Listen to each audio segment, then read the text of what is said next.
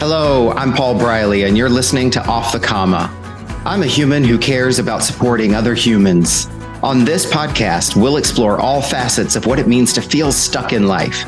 We talk with people just like us who have found themselves sitting on a comma and not knowing where to go next. We'll unpack the experience with them, where they've been stuck, what it feels like, what they experienced, and what they learned. My goal is to inspire you by seeing yourself in others. I believe that when we feel more connected and seen, magic can happen.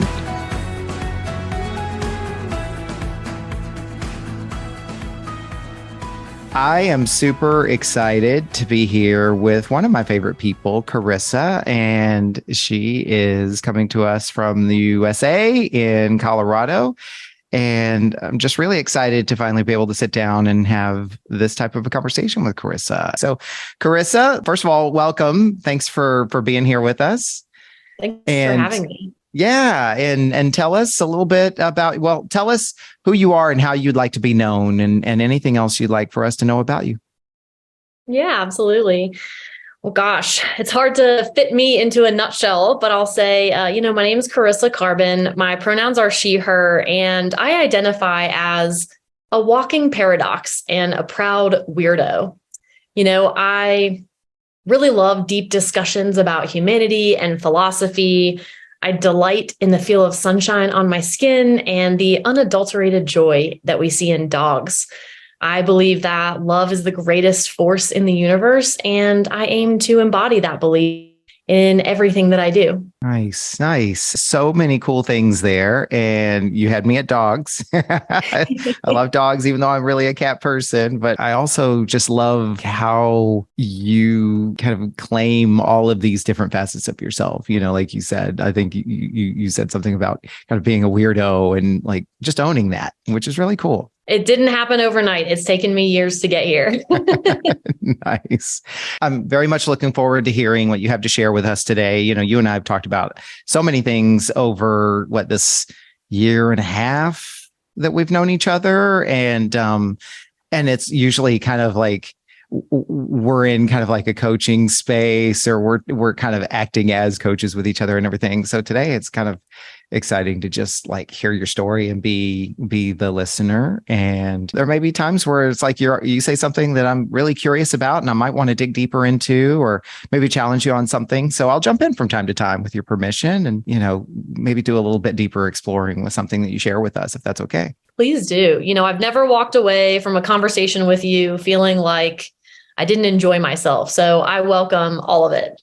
Awesome. Well, you and I haven't talked about what you're going to be sharing with us. So this is going to be new for me as well. I just say that every time because, I just want people to know that there's no part of this that's rehearsed in any way, shape, or form, because I believe so strongly in kind of the natural storytelling and the sharing of experiences, honestly. Before we get into the 5 questions, I would love to know, what intention do you have for yourself today? What is your intention for this conversation? I think my intention is really just to show up in a raw and vulnerable way, because I think that, especially in today's society, especially in Western culture, we tend to wear these masks. We tend to, want others to think highly of us, or we want to control the perception that people have of us. And so my intention is to just be present, raw, and very human. Okay, nice.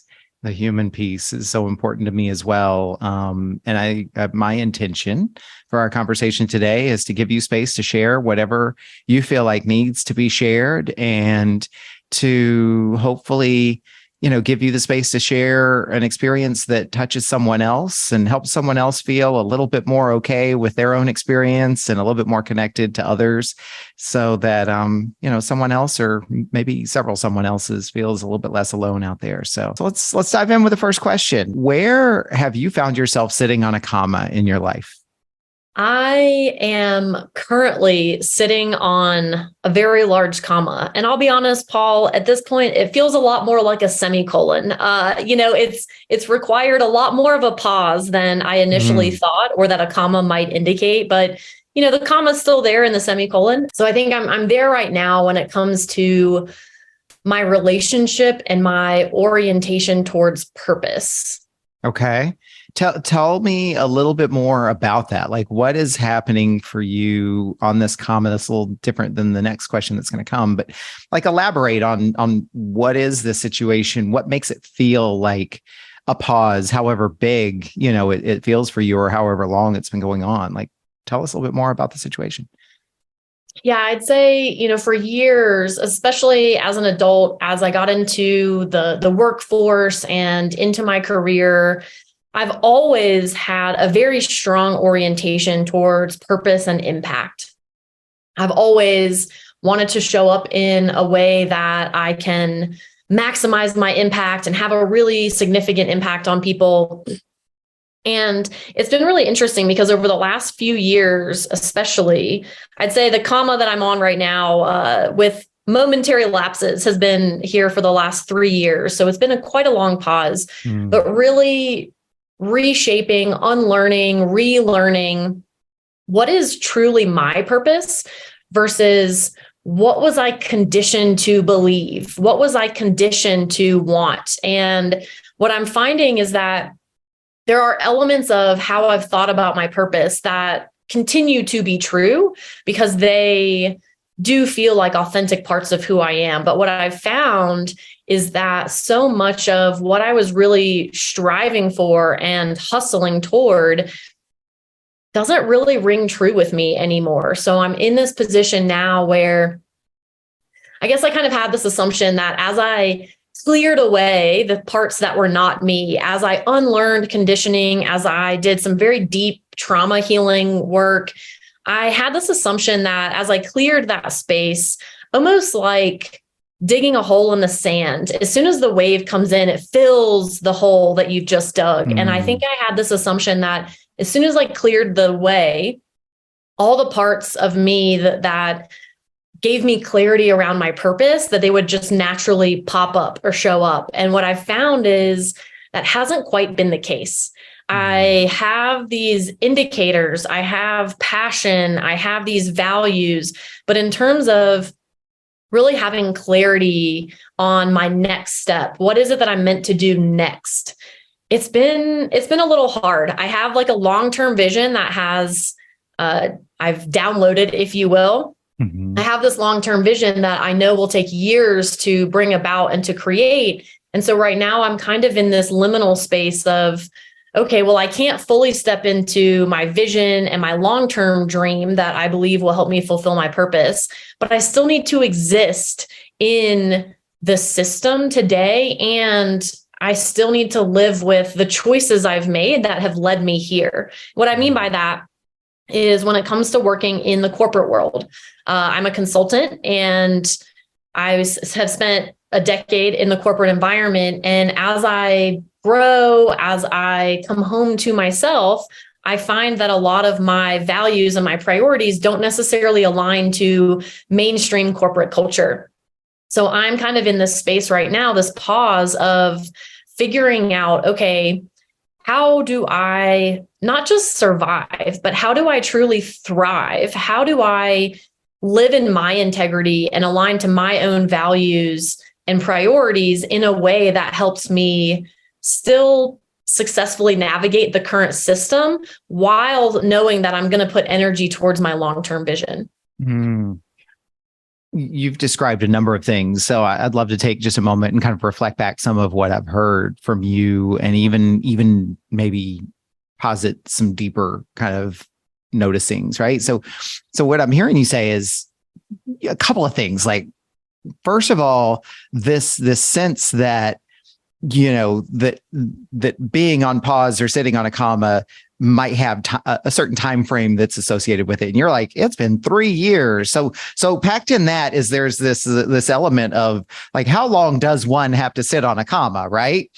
Then I also hear you, which by the way is so common. Like, I hear not only my own experience, but so many people, like, we all kind of operate under this unspoken assumption that there's kind of a specific or magic kind of time frame, and it's really not true at all, right? As you identified, and then what I really hear from what you saying in everything that you shared is, I feel a calling towards something. You use the word purpose, and yet I'm not really clear enough on it to recognize the difference between, is this my purpose or is this a purpose that's been influenced by something outside of me that might not really be an authentic purpose? And then there's all of these other things that you described that kind of come along with it. So it's kind of like this whole, I feel stuck because I don't really know where I'm going. I don't really know where I'm going because I'm not really clear on what that is any sooner than this long-term vision. And then here's all this other stuff that comes with it. So I'll just kind of like correct me where I've misstated anything.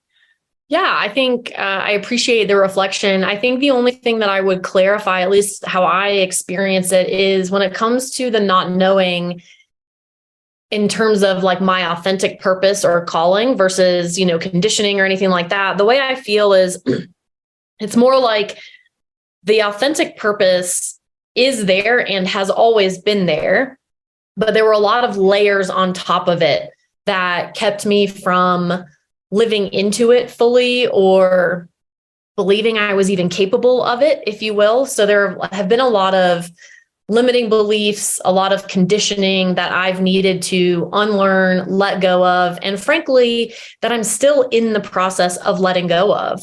Mm-hmm. In order to fully live into this calling or this purpose. Because I think that the way I like to think about a lot of the work that I've done is kind of like paradigm shifts, right? And once I've experienced something or seen something, there's no way of going back to the old way. Mm-hmm. But for me, it feels like I'm cognitively in the new paradigm and I'm working on emotionally and somatically and spiritually getting there. But that is the part that has taken me a lot longer. And I've learned, I've had a deep appreciation now for the time, for the effort and the energy that it takes to not just get something in my brain, but to truly feel it, live it, and experience it. So I think it's more kind of a layered, like almost like a parfait, and I'm peeling back the layers as I go, as opposed to, as you were reflecting back, the image that came up for me was almost like a authentic or inauthentic. And for me, it's a yes and. Mm-hmm. Well, and as you said, right, like a couple of other things too, like as you said, there's this sense of kind of exploring and seeking and pursuing, right? And in my day life or my day-to-day life, where I have to apply this is for most of us, right, is our work is a big part of what we do. And even there, you said like, that's what creates some of the conflict for you. Conflict is a word I chose. And you tell me if there's a better word, but some of the conflict or some of the lack of clarity is like, and in my day-to-day, my work, it manifests there because there's these feelings of like showing up the way I want to. Does this align with my purpose and so forth? And before I turn it back over to you, I want to, for the benefit of those who are listening, what I know about you and they don't necessarily is that you have been on an inward journey for some period of time, for at least these 3 years. You have been doing a lot of intentional work, specifically taking action on exploring parts of yourself, like you said earlier, traumas, experiences, and so forth. So you've come to this place through a lot of action on your part too, right? Like this isn't just something that you just showed up and suddenly, the tea you drank last night made you this way. Like this is all a part of and a product of this work that you have been doing, this inner work and kind of exploration for these years, right?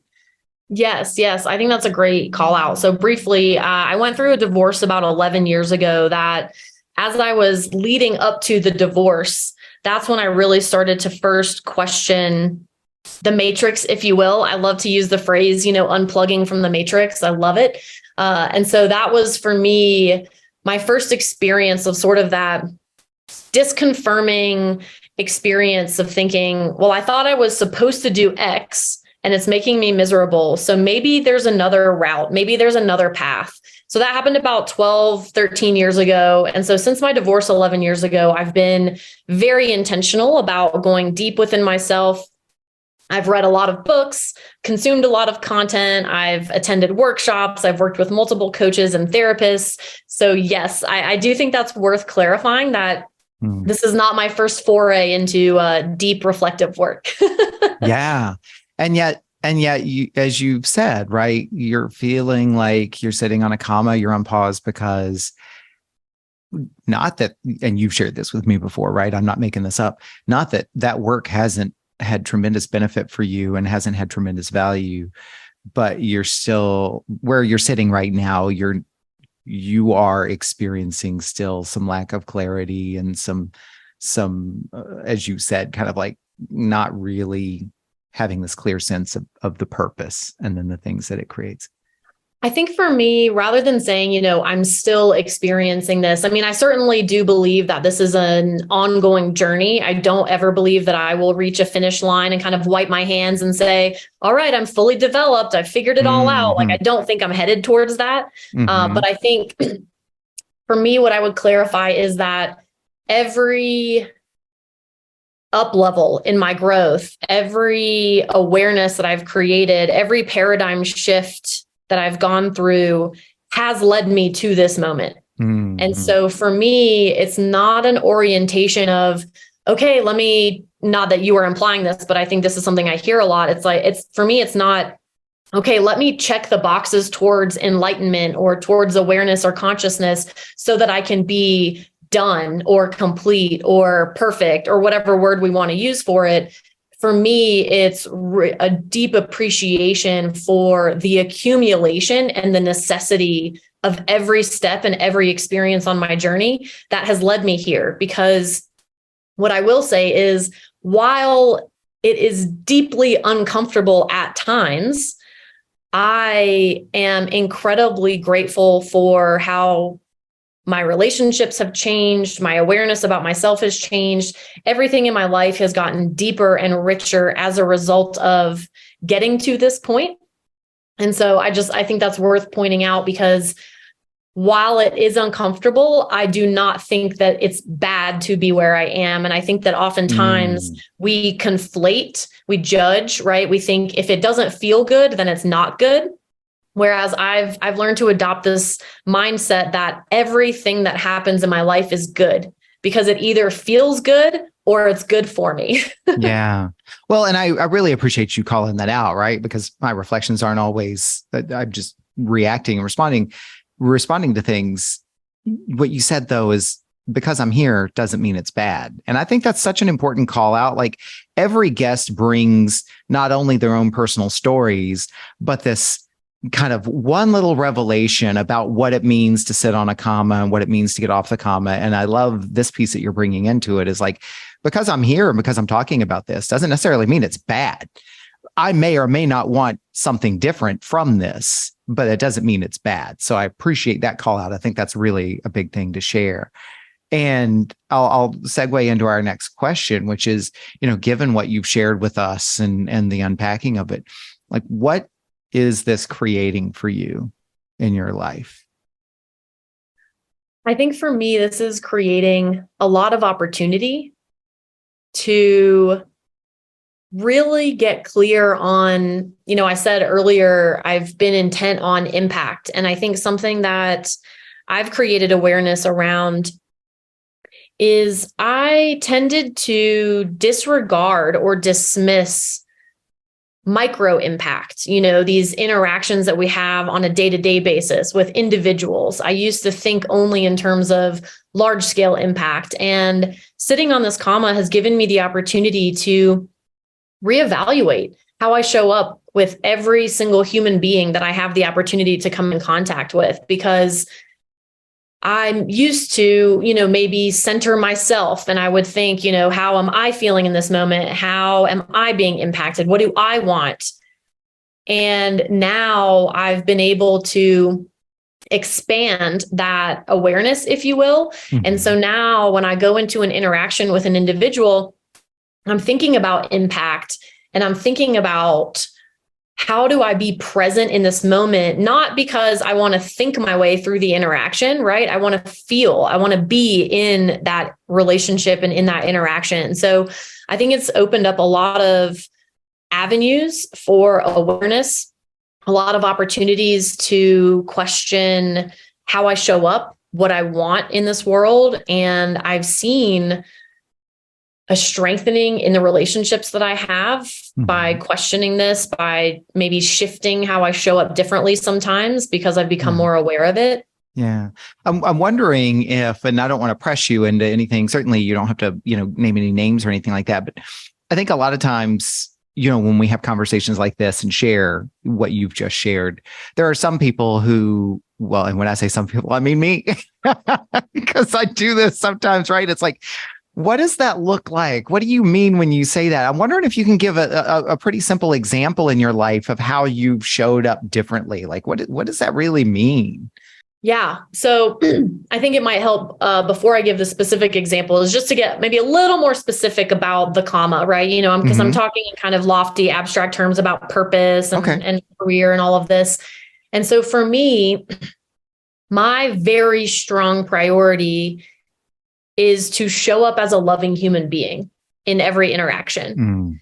And I find, probably comes as no surprise, right, that in business, love, heart forward thinking is not necessarily the soup du jour, right? We tend to be thinking about, get things done, take action, accomplishments, money, right? It's all about the bottom line. And we see, especially in corporate culture, a lot of practices that I would argue are very harmful at the human being level. And so that's something that I didn't have an awareness or an appreciation for a decade ago in my career. And so I'm seeing a lot of ways that businesses, corporations treat the human beings inside these organizations does not serve their highest good, does not take into account caring for them, worrying about or thinking about their well-being, right? Unless it gets in the way of making money, right? We think about going on a performance improvement plan, in corporate lingo. If people are not performing to your expectations, then we put attention on it and we say, what are you doing wrong, right? You need to do this, you need to do more. And I'm seeing a lot of ways that people are being harmed in this system. And so to come back to the specific example, I was on a work project a few months ago, and I wasn't having a great experience because of the role that I'd been put into on the project. And in the past, I would have said something. I would have been very bold, very direct about the experience I was having, why it was not okay, what I expected to be different. And I did it under this guise of, I need to look out for me. I need to speak up. I need to use my voice. And not to say that all of those things aren't still true, right? I'm still very bold and very direct. But in the past, I would have thought only about the experience that I was having and what I could do to change it. So through sitting on this comma, what has opened up to me is in this particular example, I still raised my voice. I still shared the fact that I was not having a good experience because to me, the real value in that moment was to own my truth instead of remaining quiet or suppressing it. But the difference was now when I said that, nothing actually changed. The dynamic with the project didn't change. The dynamic with the client didn't change. And I was still able to show up as a contributing positive energy on the team because I knew that speaking my truth was the really valuable thing in that moment. But if I continued to hold on to my frustration in that moment, then I was going to have a negative impact on the people I was working with. And because of the awareness, again, another thing that it's brought into my life is I was able to take a step back and say, yes, I need to say something for my own well-being so it doesn't feel like I'm choking on my own voice. And I'm not the only one on this project. So I was able to take a step back and say, wow, the project leader is having a really hard time with this client. And this subject matter expert that we've pulled in, she's running ragged, trying to meet all the demands of the client. So I was able to zoom out and have that perspective so that, yes, I still said what I needed to say, but how I showed up after was night and day. I was still able to be supportive. I was still able to be loving. Not in every moment, right? I'm a human. I screw up. I make mistakes, but I own those mistakes and I hold myself accountable to them, because that priority of showing up as a loving energy for everybody, that is a gift that I'm very grateful for. Mm. There's so much packed into this example and so many opportunities for reflection for any of us who are listening. And so I'll run with this for a second. Is like, for me, what I hear, if I apply it to my own circumstances, right, is in the past, if I got to a point where I had to speak up and say, this isn't working for me, or I feel a certain way about this or whatever, then it was usually at a point where I'm saying it because I need somebody else to fix it, change it, or this just has to be different, right? So there was kind of like a request in there, or even perhaps a demand in my own situations, right? And that the speaking implied that there had to be a fix and that somebody else was going to fix it. What I'm hearing from your example is, oh, and by the way, and if I chose not to speak, then it was kind of the old suck it up, get over it, quit being so selfish, right? But from what I'm hearing you say in your example with your situation is that you had lots of different options for how you could have approached it, the ways you may have done it in the past. You still spoke up. You didn't attach yourself to an expectation of an outcome from speaking up, other than I needed to release this, and it doesn't have to change how I show up. And in fact, in your case, you said I might have even shown up a little bit more empathetically for others on the team because of how I felt. Exactly. You nailed it on the head, Paul. I think, have you ever had this thought of, well, there's no point in saying something because it's not going to change anything. And that for me is a recipe for frustration and resentment, because then I'm having all of these feelings, even though I haven't said anything about them. So then they just stew in me. And so exactly to your point, by speaking my truth in a way that I knew the value was in saying the words I needed to say, because for me, it was a way to release the frustration, release the resentment, because people aren't mind readers, right? Yeah. So how could they know the experience I was having if I didn't share it with them? And so for me, the value was, okay, I said my piece. But then because I used to be so attached to outcomes, I would have only been happy if I got the outcome that I wanted. But in this case, nothing changed. I made the request. I did make a request in that conversation that was not responded to, or, maybe they weren't able to, right? Maybe it was outside of their span of control, if you will. But because I said the thing I needed to say and reminded myself of my intention and my priority to show up for the human beings with whom I was interacting, you're absolutely right. I was able to let go, release those frustrating feelings, and show up, to your point, probably more empathetically and more understanding after that. Oh my God. And it's like, what comes up for me is, especially when you said, what's the point of speaking up? Not exactly a direct quote, but you said, like, what's the point of speaking up if it's not going to change anything? It's not going to fix anything. And it's so funny because that's so ubiquitous in our society, right? You can't change the system, but it's like, but in speaking up, you may not change the system, but you may change something for yourself, or you may change something in yourself, right? And recognize that we are the system. So the only way the system will change is if we all individually start to make change, right? And even if we just stay on this vein of thought of, okay, so if there's 10 of us in the room and 7 of us speak up and we're not happy with the situation, but it still doesn't change, at least we're all clear on where everybody stands, right? And who's to say that you can't make change?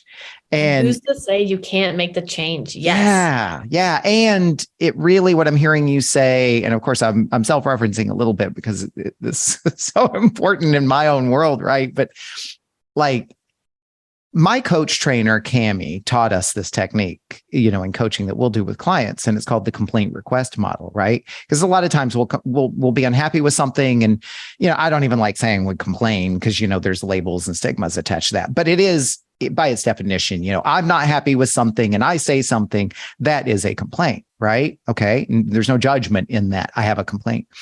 What she taught us and that we do with clients is that if you have a complaint, then what's your request, right? Because if you have a complaint, it's understood that there's something probably that you want to change there. And so the complaint request model is if you find yourself in a situation of having a complaint, then you come up with a direct request and like, for whom is the request, by when, what are you asking for, and so on and so forth. As you yourself said, right? Like maybe they can't fix that, or they won't fix that, or they're constrained, or what have you. The point isn't just in the getting your request fulfilled. The point is in making the request. And what does that do for you, right? And that's what I'm hearing you say. Yes, because for a few reasons, right? I think one, because if I choose not to use my voice and speak my truth, I am by virtue saying, you know what? Your comfort or your perspective, your experience is more important than mine. And so I believe it's not only disempowering in that regard, but it's also disempowering if you really think about it. I have done this and I still continue to do this. So I'm not saying that I've totally gotten out of it, but I find it to be very disempowering when I let circumstances dictate my mood. And what I mean by that is, okay, well, I'm only going to feel happy if I get the outcome that I wanted. Well, gosh, there's so many complexities, so many different things at play for us to try to control this world and have exactly the experience that we want. Wow. I don't know about you, but pretty much everyone I know says their life isn't how they planned it, right? Things get thrown at us. And I'm sure most of us are familiar with that phrase of, it's not what happens to you, it's how you respond to it. But that's something that I've really been internalizing lately is even if I don't get what I want, I can still show up in joy. I can still be present. I can still enjoy the experience that I'm having or look for the lessons and opportunities in it. And so it's less about controlling the circumstances or the outcome and more about trusting my intuition, trusting my heart, and trusting my voice, and trusting that whatever needs to happen as a result will happen. Because the other thing that I think is a result of, especially today's culture, is our instant gratification, right? We think about, we were talking earlier about how long do I have to sit on this comma, right? There's a desire to get off the comma and move forward. But I think too, just in terms of time scale, okay, maybe me saying something in that conversation didn't fully change the circumstance or the outcome, but maybe I planted a seed, right? Maybe someone listening in that conversation said, wow, Carissa had the courage to own her voice in this moment. That's inspiring me to go have this hard conversation with my spouse or my kids or my boss or whoever it is, right? We don't know the seeds that we plant in every single interaction. Right. And so I believe that that's why showing up as a source of love is so important to me, because I don't know the downstream impact, but I do know that when I interact with someone who is joyful, who is positive, who is open, I walk away from that interaction feeling a lot better than when I interact with someone who is, rude or curt or clearly frustrated about something.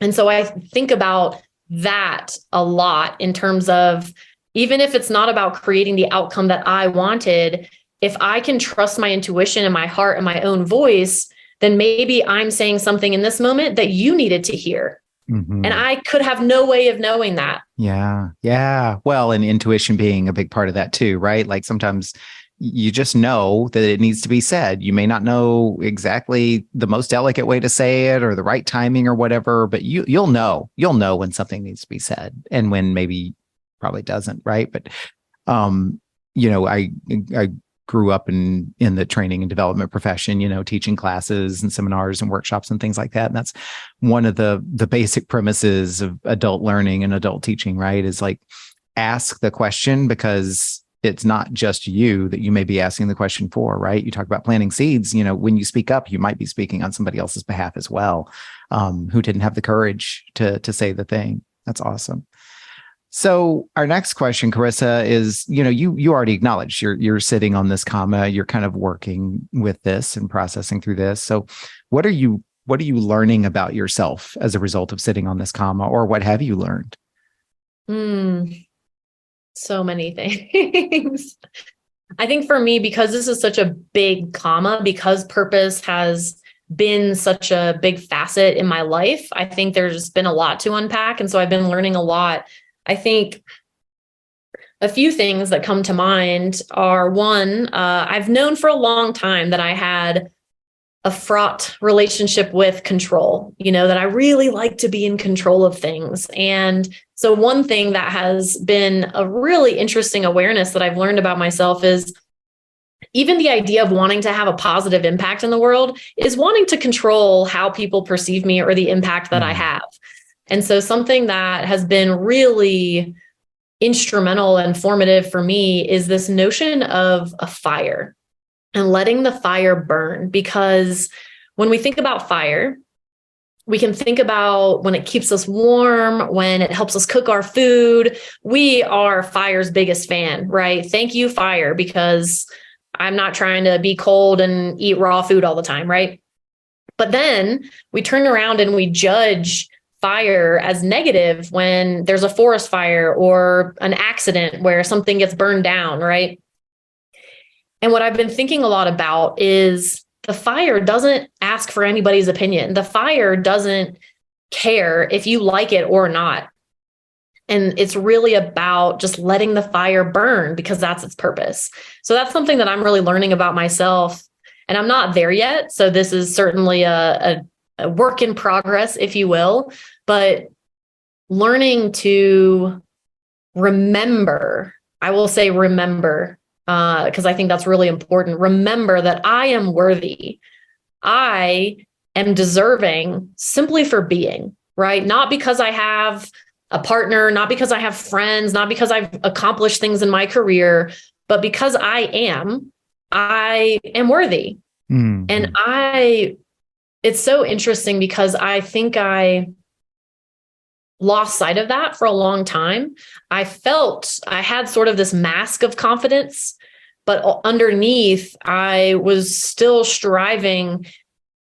I'll say this, let me back up, because I'll say in terms of that confidence and the mask of confidence, I think part of that mask was because for a long time, I have been very comfortable saying, I don't care if people like me or not. Mm-hmm.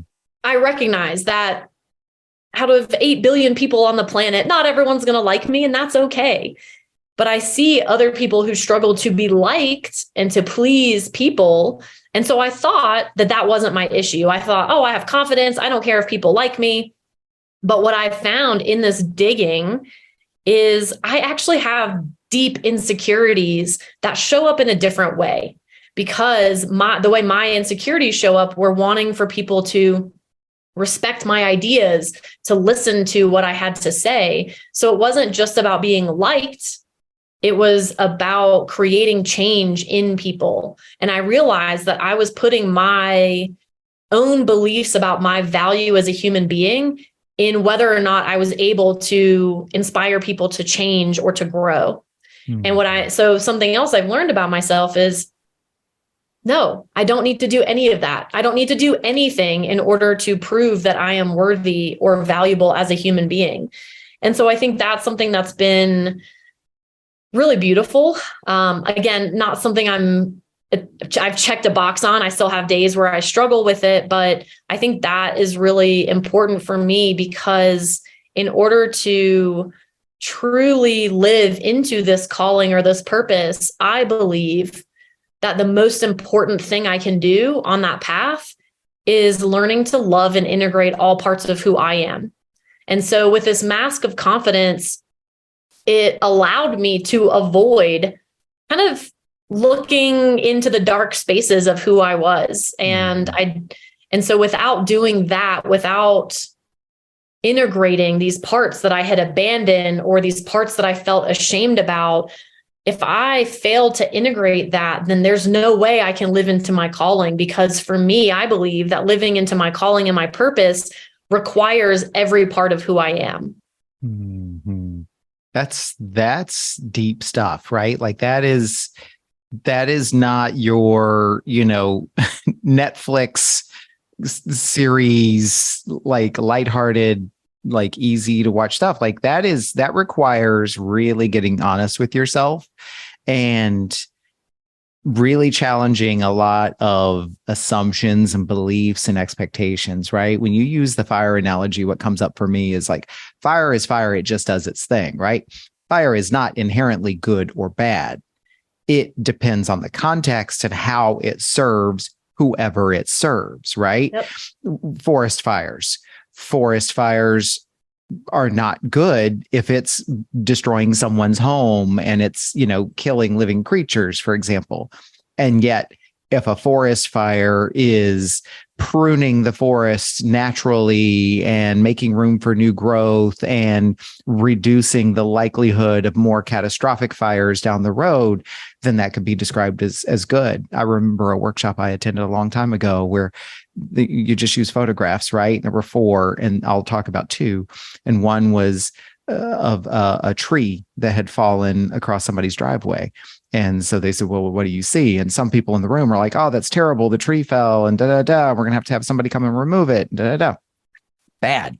And then the other people were like, oh my God, I wanted that tree gone. And it was going to cost me like $1,900 to have it removed. And now it'll be like $400 to have it hauled off, right?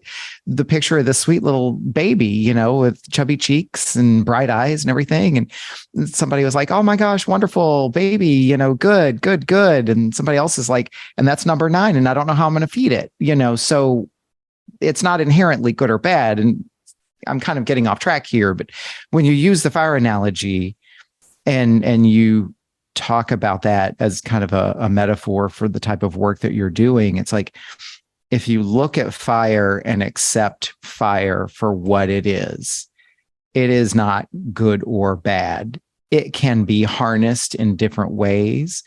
How it is allowed to be can have different results. And like, what expectations do we have of it in the first place when we go to use it? And when are we using it or harnessing it intentionally versus not really paying attention and letting it just kind of do its thing? And so you're really unpacking so many things. Well, and I think that, even if we say like in certain contexts, fire is good, in certain contexts, it can be bad. But even our definition of what is good or bad is a judgment, right? That comes from our own experiences, our own conditioning, our own belief system. And so that's where, for me, I have come to this place of, if I feel that people are constantly criticizing me, if in this case I'm the fire and people are saying that I'm bad, what I'm learning to be true is almost like confirmation bias, right? We have these biases in our brain that have developed over a long period of time that aid us in our survival, but in today's society don't necessarily serve us. And what I found is, if I'm attaching to the people who dismiss me or the people who don't think I'm capable, that's a confirmation of my subconscious belief that I'm not capable or that I deserve to be dismissed or whatever it is. And so for me, it really comes back to, how do I accept myself as the fire without the judgments, without the labels? Because if I can do that truly, deeply, and embody that belief and knowing about myself, then I believe that the interactions I have with other people, I will start to see something different in those interactions because I have rewired my subconscious belief system. I personally love that. What I love about that is, seeing myself in different ways. It's allowing yourself to take away the judgments and the labels, which is not easy for human beings, right? It's not easy for human beings. It's not easy in our society and our culture and so forth. So just the possibility and the opportunity that can create for you. What has or is changing for you as a result of sitting on this comma? Certainly how I show up every day, which seems small and big at the same time. It's definitely changing that. It's changing how I think about my purpose, how I go about taking action towards it. I think it has changed just my perspective about the world and about my place in the world. And I think that I'm learning to create joy and satisfaction in many smaller things. So one thing I'll say that has changed is, for a long time, I never really gave myself permission to do things that I thought were silly or quote unquote pointless, something that didn't serve the greater purpose that I was working towards, because I had this belief, this mindset, again, towards hustling and accomplishment. So anything that I was doing that felt frivolous or that didn't contribute to ultimately what I was trying to do in my life felt like a waste of time. Mm-hmm. Reading fiction books. I've always wanted to learn how to sing, but I always said, I'll learn how to sing down the line, because learning how to sing is not going to help me change the system we live in. That was kind of the perspective that I had. And you brought this point up earlier, Paul, of, in order to change the system, we must change ourselves. It all starts on the individual level. And so if I am frustrated by our obsession with hustling and achievement and constantly doing, well, then the way to change the system is to stop showing up that way. And so this year, I have given myself permission to read fiction because it brings me joy. I've read about 25 books this year, and that's like most of them fiction, a few nonfiction, but most of them fiction. And that's been amazing. I have taken singing lessons. I am giving myself permission to slow down and to be more present in my life, because I've been so focused on impact and purpose and legacy and all of these things. They've kept me anchored in this orientation toward the future that kept me from being truly present in each moment of my life. And again, not to say that I'm fully present all of the time. I'm not the Buddha, still a human living in this system, but more of the time I'm present, I'm joyful, I'm not worried about what other people are doing as much. I'm not on social media as much. I'm really engaged and really excited about the parts of me that have gone undiscovered or abandoned for so long. And I'm giving those parts of me permission to come out and play. Yeah, that's super exciting. And it's like, it comes up for me is in our hustle culture is like, ooh, and how can that pay off for her long term? Like, oh my gosh, if she takes singing lessons today, like maybe she'll become a singer down the road. And it's like, maybe, but that's not the point, right? Like that. And what would happen for us if we stop trying to attach a point to everything that we do, right? Like it's okay to do it because you enjoy it and because it's part of who you are, and because maybe there's something that's in you that needs to express itself that doesn't have to be attached to an outcome or an identity or a future. That's what I'm seeing. It is the point. The thing is the point, right? Yeah. It is fulfilled in and of itself. So yes, I think you said that beautifully. Nice. So, especially given what we've talked about, this next question, I'll just ask it and see what comes up for you, because it could seem like a leading question and it's not intended to be. But what does getting off the comma look like for you? Ha! Great question. Ask me again in a few months. No, I'm just kidding. That's a fair answer, by the way. I think what's really interesting about this question is, I talked a lot about how we want to get off the comma, we want to push forward. So I think for me, part of it is not getting off the comma. Something I've learned about myself is if I don't have clarity about my next step, then the best thing I can do is not take a step. Because before, I was so convinced that I had to take action, I had to take a step forward, that I have made several steps in my life that, probably could have saved myself some time, money, heartache, energy, had I just waited a little bit. And so that for me is a huge part of my growth, is the fact that I'm not actively trying to get off the comma. However, what I will say is, while I'm on this comma, some of the other things I'm doing, for instance, for me, it really helps to break things down into pieces. So when it feels like this big nebulous topic of, oh, my purpose, I don't know what to do, it feels big, it feels overwhelming, and it feels really ambiguous. So something I've been doing with my therapist recently is starting to peel apart this topic of purpose and calling. And that's where a lot of our conversation today, I've been able to articulate recently, because of the work I've been doing with her, into these different levels. For me, instead of just thinking, oh my gosh, impact, I don't know what to do, it turns out I'm actually doing a lot of what I want to be doing on the micro impact scale. A lot of the work that I've done, I'm incredibly proud of how differently I show up with human beings on a day-to-day basis. So micro impact, I feel really good about that. And then I shared, I have this long-term vision for several years down the road that I can start putting energy toward, and that's going to help as well. And then this part where it still feels kind of sticky, not quite sure of, don't have the clarity, is kind of that middle level of impact at what I'll call, for me, is the organizational level.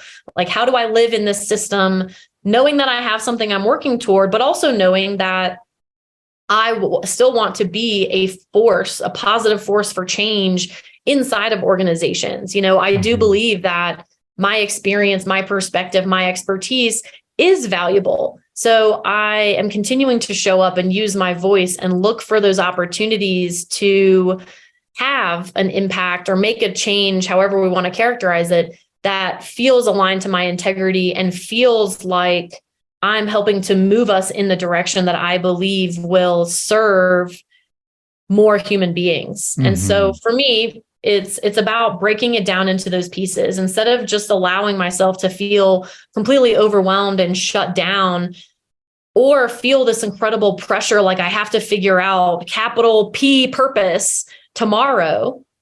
It's really peeling it apart and realizing, okay, well, maybe these last couple of years, the growth and development I've been doing is to make sure that that micro impact is strong. And now I can, and now I have this vision, and now I can dedicate energy to that middle layer of impact. So I would say that is part of the work that I'm doing right now. I would say that my observation, so this is a little bit of an acknowledgement for you, is that what I'm seeing in our conversation today, and from what I've known about you, is that the one impact you have consistently had is the impact on yourself. Micro, macro, and middle. So it's interesting that if that's your purpose, then you're very much living into that purpose. Thank you. I hadn't thought about it in that light. Thank you. Yeah, I wouldn't have thought of that. I'm literally just mirroring it back to you, because that's what comes across very clearly for me in everything that you've talked about.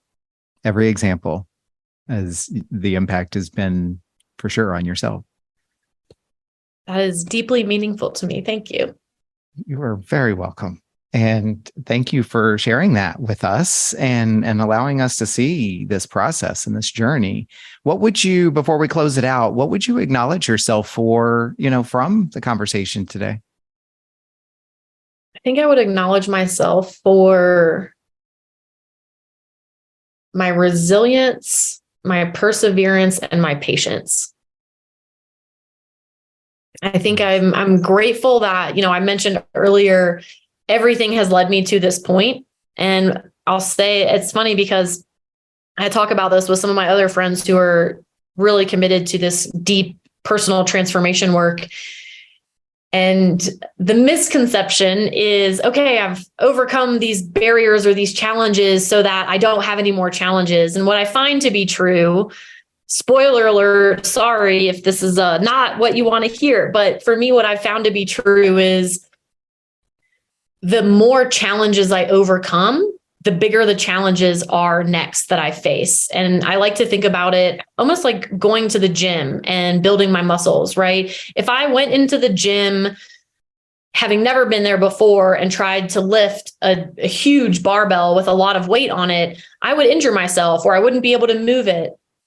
And as I think about all of the work that I've been doing over the last decade, and especially over the last few years in particular in this arena, I see that I've gotten stronger. I see that I'm lifting weights that I've never lifted before. And yes, it's still hard because as we push ourselves and we want to lift more and more weight, if you will, in this analogy, it's still hard. It's still painful. We still get sore when we're pushing our muscles, when we're breaking them down so they can build up stronger.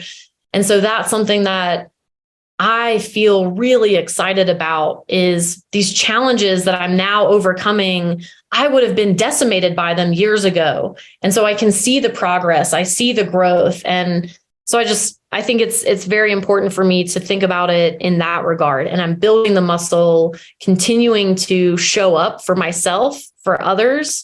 And yeah, it's been a really beautiful journey.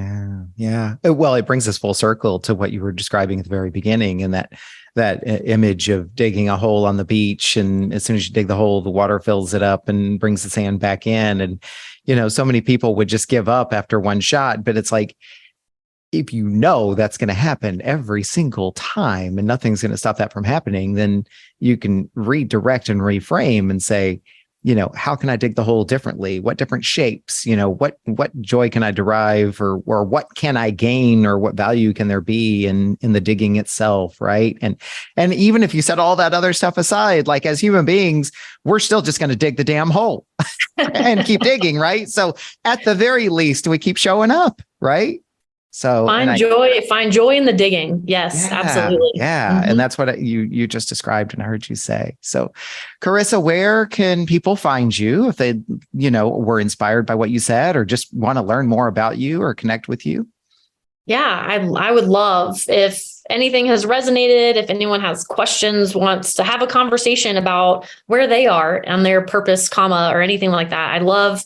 Hopefully it's become abundantly clear. I love human beings and I love new connections. So would love that. I'm on Instagram most of the time, most frequently, but not super frequently, as I mentioned. But I'm at Carissa Karban. Very easy to find if you know how to spell my name. 1 C and 1 K. I know it's counterintuitive. I also have a website. We'll have it in the show notes too. So Perfect. All of it will be there for folks.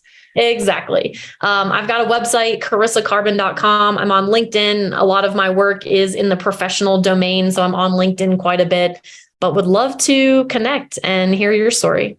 And also, I do this with every guest. It's an invitation, but not an expectation. But because we're talking about humans and giving humans voices and letting humans tell their stories, are there any organizations or creators or other individuals that you would like to lift up or give a little bit of an extra boost or shout out or some publicity to? I would say I have two that come to mind based on this conversation. The first one I would say is Brene Brown.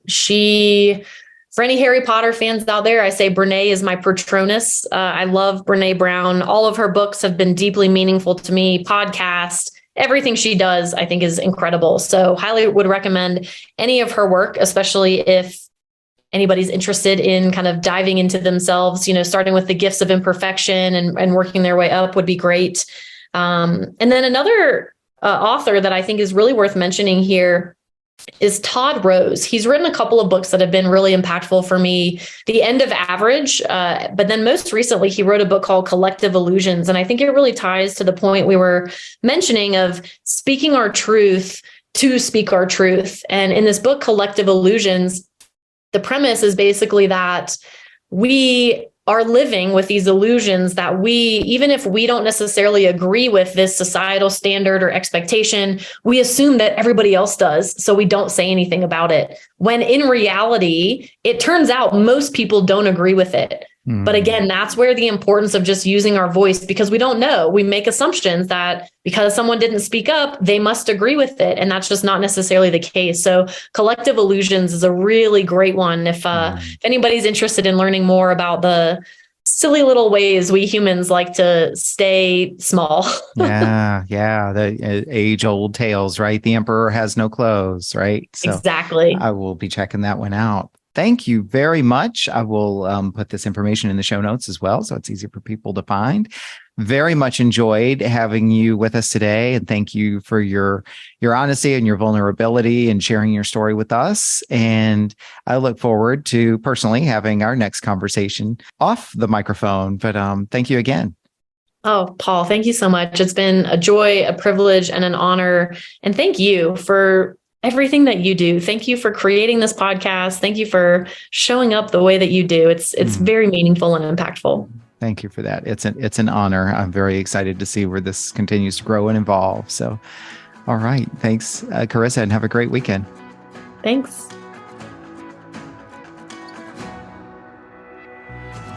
What an honor it is to witness these stories from these amazing human beings, and today's guest was no exception. I invite you to think about what you learned from this conversation. What stood out for you? What challenged you? What inspired you? And I encourage you to write it down in some form of journaling and reflection. I can't tell you how magical it can be to set aside your expectations and just let your thoughts flow out of your head and onto paper. You don't have to have an agenda. You don't have to do anything with it, but you can be amazed at what comes out of your thoughts and onto paper and what that can do for you.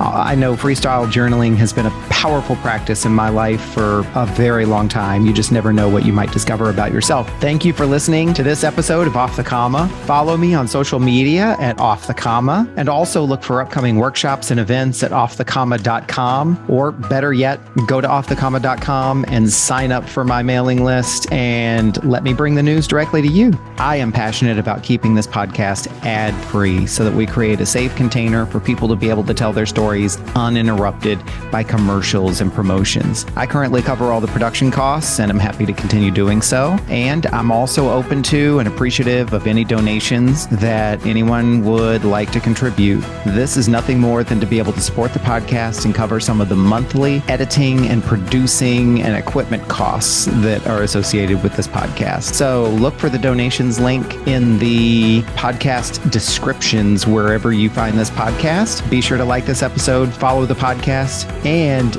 more importantly, spread the good word. If you were moved by today's conversation, pass it along to someone you care about.